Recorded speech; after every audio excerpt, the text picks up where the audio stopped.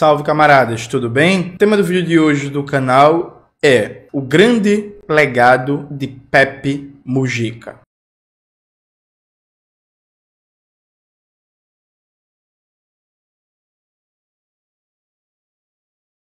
Antes de começar propriamente o tema do vídeo do canal, quero muito agradecer a você que ajuda a manter e melhorar nosso canal a partir do Apoia-se. Seu apoio é fundamental para a gente continuar o nosso trabalho. Se preferir o Pix, está aparecendo aqui como QR Code na tela do vídeo. Camaradas, note, antes de começar o vídeo de hoje, rapidão, ontem eu soltei o primeiro vídeo de uma série destruindo os falsificadores e revisionistas da história, né? Thiago Braga, o falsificador que fugiu do debate. O vídeo não é só provando que o Thiago Braga fugiu do debate, porque é isso. O vídeo tem mais de 2 horas de conteúdo, eu provando, por A mais B, que o Thiago Braga mente, falsifica, falseia com citações e por aí vai. Assistam, saiu o vídeo ontem, tá fazendo o maior sucesso, já tá com 80 mil visualizações. Vejam, por favor, compartilhem ao máximo pra gente enfrentar esses discursos mentirosos, cínicos e que favorecem a extrema-direita na internet. Dito isto, o Pepe Mujica morreu, né? Ele é uma figura histórica da esquerda do Uruguai, foi guerrilheiro tupamaro, inclusive eu nunca fiz um vídeo sobre os tupamaros, né? Nem sobre os montoneiros. Os tupamaros eram os guerrilheiros marxistas do Uruguai e os montoneiros, os guerrilheiros marxistas peronistas da Argentina. Tô devendo a vocês, em algum momento eu faço um vídeo aqui, um sobre os montoneiros e outro sobre os tupamaros. Dito isto, o Mujica ele foi um guerrilheiro tupamaro, depois foi uma liderança importante no processo de redemocratização do Uruguai, foi deputado, depois foi ministro, foi presidente, foi senador. Tem um filme muito bom, Uma Noite de 12 Anos, que conta a história, inclusive, dos guerrilheiros tupamaros presos, inclusive o Pepe Mujica. É um filme emocionante, muito lindo, muito lindo. Eu nunca mais reassisti, eu vi na época que saiu e eu lembro que eu me emocionei bastante, assim, é um filme fantástico. E aí, veja, tem muitos debates aqui para fazer sobre o Mujica. Eu vou ser bem direto e sucinto. Enquanto liderança política, a figura do Mujica não me agradava. Por que não me agradava? Mujica era um clássico líder político moderado do chamado progressismo latino-americano. Então, assim, não é meu santo de devoção. E eu sei que pode chocar muitas pessoas, mas entre um Mujica e um Hugo Chávez, eu sou 1000 vezes, 3000 vezes um Hugo Chávez. Entre Mujica, inclusive, e um Petro da Colômbia, presidente colombiano, inclusive saiu um vídeo sábado sobre o governo Petro. Coloca aí na tela, Maxwell, assistam, por favor. Eu sou 500 vezes o Petro. Petro, inclusive, que é bem menos radical que era o Hugo Chávez, diga-se de passagem. E aí, claro, a gente pode e deve fazer um debate sobre os limites de um governo de esquerda no Uruguai. O Uruguai é um país muito pequeno, com a economia profundamente ruralizada, um país que depende muito de fluxos de capital a partir de uma posição de quase um paraíso fiscal em muitos aspectos, né? Então, a capacidade de mudança estrutural que uma presidência no Uruguai tem é muito menor, porque é isso. É um país de uma economia muito frágil, um país muito pequeno, com poucos recursos naturais, que depende muito de fluxo de capital a partir de uma liberdade gigantesca para o setor bancário se instalar no país, usar o país como entreposto e tal. Então, a despeito desses limites, o governo Mujica, do ponto de vista econômico, foi um governo extremamente limitado. Teve aspectos importantes do ponto de vista de avanço de direitos civis, né, como a descriminalização do aborto, casamento para pessoas LGBT, o controle estatal da produção e comercialização da cannabis, da maconha e por aí vai. A punição também para alguns torturadores da época da ditadura uruguaia, mas é isso, do ponto de vista político e econômico, não é meu governo de devoção, não, assim, não é, sabe, a América Latina, ela tem um histórico de projetos reformistas anti-imperialistas, que sendo reformistas, com todos os limites do que é o reformismo, tende a ter um aspecto muito pronunciado de chamar a mobilização, de chamar o anti-imperialismo, de estabelecer, inclusive, relações muito boas com países socialistas, né? Então, como, fazendo referência ao velho Brizola, o Brizola falava que a social-democracia na América Latina precisava de uma pimenta revolucionária. Vários projetos reformistas na América Latina, de um nacionalismo popular, tinham uma certa pimenta revolucionária no âmbito da crítica ao imperialismo, mesmo com todos os limites e problemas desses projetos reformistas. O governo Mujica não apresentava isso, né? A revista Ópera publicou ontem mesmo um texto muito bom, Morre José Mujica, O Descanso do Guerreiro, do Roberto Montoya. Coloca aí na tela, Maxwell. Esse é provavelmente o melhor texto que eu li, fazendo um resumo da vida e da carreira política do Pepe Mujica, né? Destaca como foi sua atuação no pós-ditadura, fala como foi a presidência, as polêmicas, as contradições, os limites, os pequenos avanços. Fala sobre os enfrentamentos bem problemáticos que o Mujica teve no âmbito da Frente Ampla, né, que é um agrupamento de mais de 30 organizações lá no Uruguai, que representa ali, por assim dizer, a esquerda ou a centro-esquerda nacional. Fala, inclusive, dos problemas que nos últimos anos o Mujica teve com o movimento feminista, muito mais por erro dele. Para mim isso está claro. A certa meio que virada direita que o Mujica deu na política externa, com uma postura muito primária anti-Venezuela, anti-Cuba, etc, etc, etc. Então, reforçando, leiam esse texto, Morre José Mujica, O Descanso do Guerrilheiro. Eu vou colocar ele aqui no primeiro comentário do vídeo fixo. Mas o que eu quero destacar para vocês? O que me faz respeitar o Mujica, além da história dele de guerrilheiro, né? Porque mesmo que depois que ele tem, inclusive até nos últimos anos, meio que quase que renegado o passado dele de guerrilheiro, mas assim, acho que a gente precisa respeitar muito quem teve coragem de pegar em armas para tentar libertar seu país e seu povo de uma ditadura do grande capital a serviço do imperialismo. Isso já dá o up na biografia de qualquer pessoa, sabe? Mas o que mais me chamava a atenção no Mujica, o que eu mais gostava dele, é que o Mujica, ele cultivava valores éticos importantes.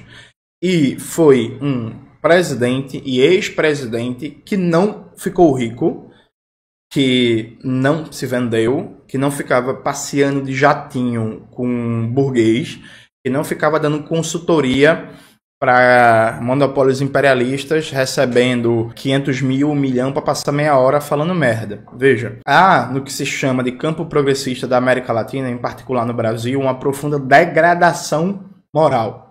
E aqui, veja, falar em degradação moral não significa moralismo. Todo mundo quer viver bem, todo mundo quer ter uma vida confortável. Eu quero, vocês querem, isso é 100% legítimo. O que não é legítimo é gente enriquecendo com a prática política, enriquecendo com um discurso que é militante. Porque, veja, é isso, viver bem é uma coisa. Para viver bem, você precisa ter 10, 15, 20, 9 milhões na conta, não precisa não. Isso aí é enriquecimento. Isso é objetivamente enriquecimento. O fato que a direita, no Brasil em particular, capturou a pauta anticorrupção, não faz com que a gente devesse normalizar coisas como, objetivamente, o Palocci devolveu 200 milhões de reais de roubo. Palocci, dirigente político do PT por muitos anos, figura de primeiro plano. Então, assim, peraí, pô.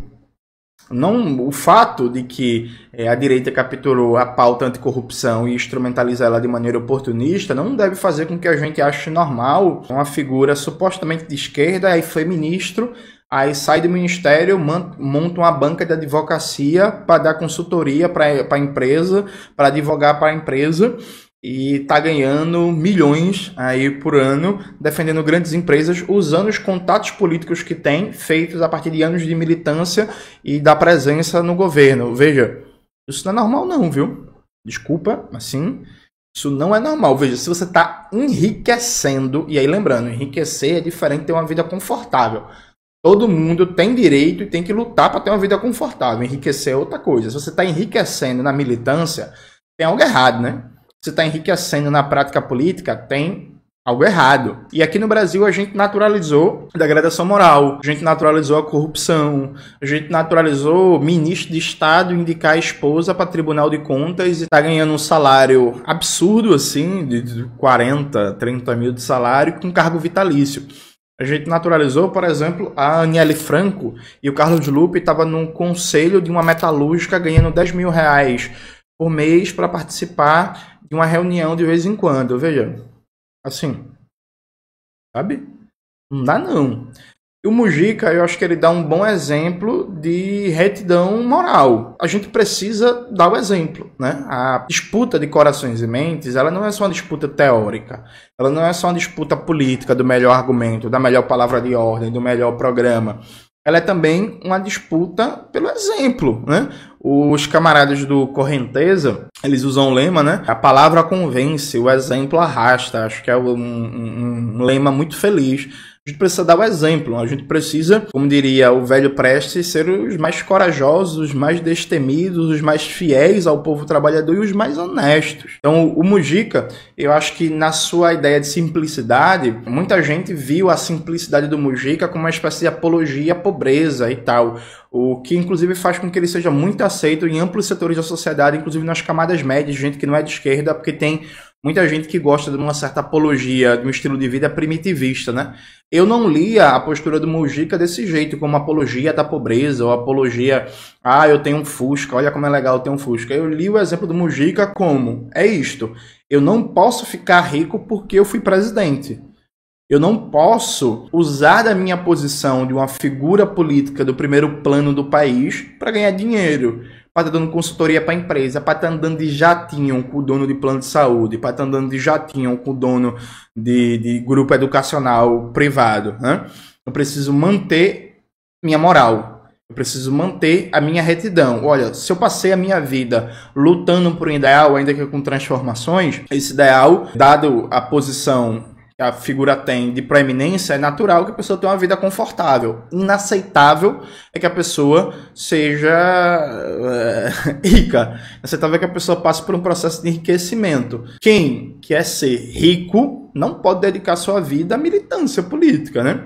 No capitalismo, a maioria das pessoas que acham que vão ficar ricos não vão ficar. Isso é uma mera ilusão. Mas, falando concreto e objetivamente, não é aceitável alguém ficar rico, ficar milionário a partir da política, a partir da militância política. Então, em tempos de profunda degradação moral, em tempos de naturalização do absurdo, em tempos em que se tornou aceitável que ministros de Estado indiquem esposas para tribunais de conta, que ministros de Estado que já ganham um ótimo salário, né? Um salário muito bem obrigado, recebam cargos de conselho em empresas estatais ou empresas privadas que recebem dinheiro do BNDES e ganham uma fortuna por cima disso, em tempos de que todas as assembleias municipais, câmaras municipais, todo ano tem aumento de salário dos vereadores, nas assembleias estaduais, todo ano tem aumento de salário dos deputados estaduais, no Congresso estão querendo aumentar o número de deputados, enfim, tá todo mundo se lambuzando no dinheiro público. Eu acho que é muito positivo o exemplo de ter alguém que nunca, com todos os seus limites ideológicos, que nunca aceitou se seduzir pelas atrações do dinheiro muito, do dinheiro fácil. Acho que, especialmente para as novas gerações, que infelizmente estão sendo ensinadas que o caminho para você conseguir um cargo público, o caminho para você conseguir chegar num espaço importante é você vender seus princípios, é você calar a boca, porque aí você vai estar bem com um grupo político X ou Y e pode conseguir um cargo importante, né? A gente viu nos últimos meses, por exemplo, figuras que passaram a vida criticando austeridade e teto de gastos, defender austeridade e teto de gastos, daí ganha cargo no FMI, ganha ministério, ganha secretaria e por aí vai.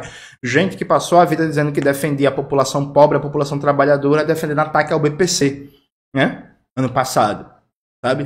Então, gente que se vende muito fácil, que se vende muito rápido, que não tem firmeza moral, que não tem fibra. E aí, veja, firmeza moral, né? Fibra no que você acredita, no que você defende, não é a qualidade só de comunista, né? Acho que todo comunista tem que ter, mas é importante nesse período que a gente vive valorizar quem tinha fibra moral e quem não se deixou seduzir pelo poder do dinheiro, onde cada vez mais, em todos os espaços da nossa vida coletiva, o poder do dinheiro, ele guia tudo, né? Inclusive a fé, ou talvez principalmente a fé religiosa das pessoas. Então acho que é isso, queria fazer esse comentário rápido, acho que é um ponto importante a ser destacado. Reforço novamente que vocês leiam um texto da revista Ópera sobre o Pepe Mujica, vale muito a pena, repito, o melhor que eu tive acesso, que eu tive contato sobre o líder político uruguaio, e com todos os seus limites, e repito, não era uma liderança política que eu admirava, que eu tinha como exemplo, eu valorizava e valorizo muito